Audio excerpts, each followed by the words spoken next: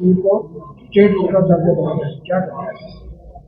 देखिए, जहां तक कांग्रेस का ये प्रदर्शन स्टेटहुड के लिए है, मुझे लगता है मुद्दा तो ये बहुत इम्पॉर्टेंट है।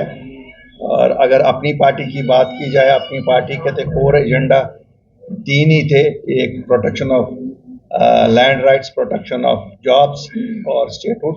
अल्लाह के फजल से दो चीज़ें तो हमने की, तीसरी में अभी तक कामयाबी हमें नहीं मिली है।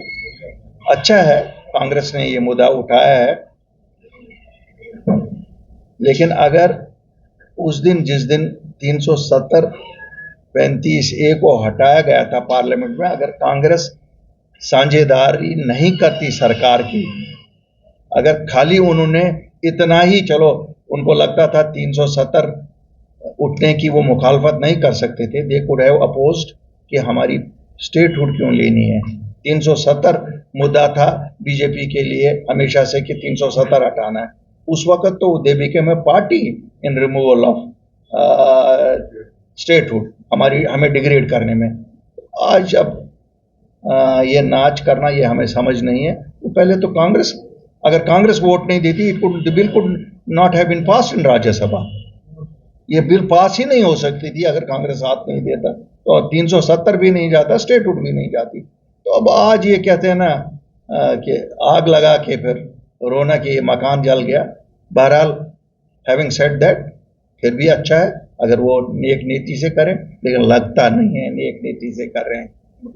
इसलिए नहीं लगता है क्योंकि उनका कोalition पार्टनर कहता है हमसे तो बात भी नहीं की, हमसे तो मशवरा भी नहीं किया, हमें तो साथ भी नहीं ले चले। तो जब वो घर में आपने मशवरा नहीं किया, अगर ये खाली दिखाने के लिए है, जिस तरह कांग्रेस की काफ़ी सारी चीज़ें आजकल खाली ज़्यादा दिखाने की हैं, तो फिर खुदा हमारा हाफिज। लेकिन मैं लोगों को यकीन दिलाना चाहता हूँ, अपनी पार्टी के लिए ये सबसे इम्पोर्टेंट मुद्दा है, और अल्लाह के फजल से हमारे लिए ये ज़िंदगी और मौत का सवाल है। जम्मू कश्मीर के वासियों के लिए हम ये ज़रूर दिल्ली से अपना हक लेके रहेंगे।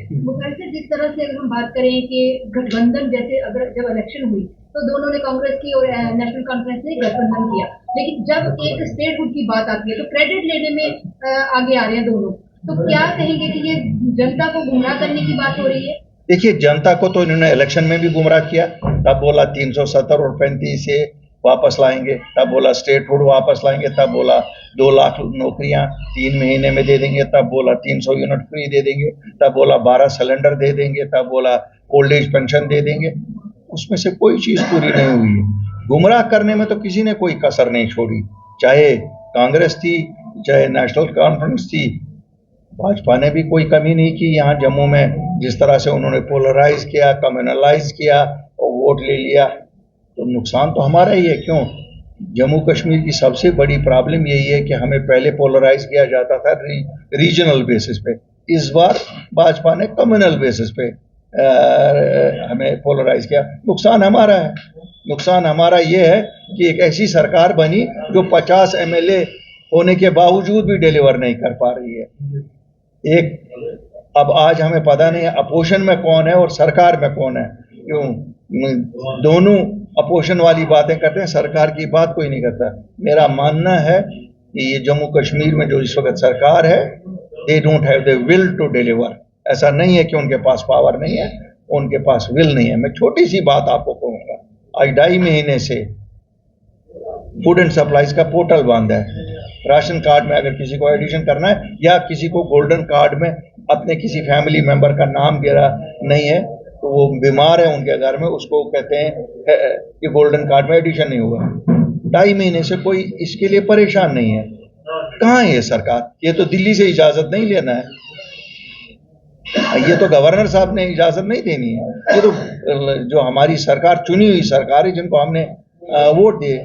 इसी तरह से कितने मुद्दे हैं जो इनको कोई अटेंड ही नहीं कर रहा है। आप देख रहे हैं हमारा डेली वेजर परेशान है, हमारे बच्चे परेशान है। रात को पोस्ट एडवर्टाइज होते हैं, दूसरे दिन पोस्ट फिर कहते हैं नहीं जी अब स्टे हो गया। कहीं ये